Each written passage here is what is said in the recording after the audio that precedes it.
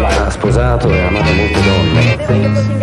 Nella sua carriera da giovane attore disoccupato di New York è diventato la più grande star cinematografica.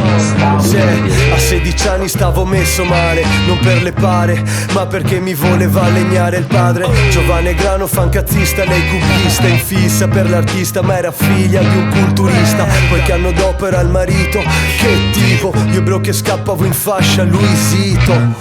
Lui che tornava a casa, c'ero ancora io, nudo coi vestiti in mano ma senza i tattoo di Rio.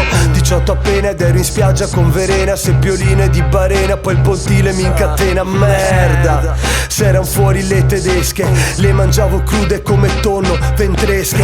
Johnny Cartella, altro che baci su guance, erano mance da MILF, 30 lance, G-Cash del Milk. Lavoravo negli hotel per la stagione, Capricorni nelle playa da Bibbione, Lignano a Riccione.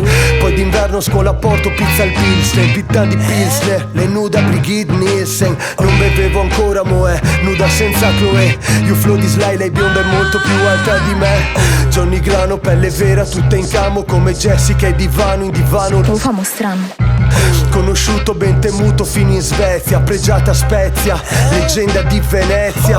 Torno a casa e le saccheggio pure a Canareggio. Tangalla Perla, parcheggio brutta sberla.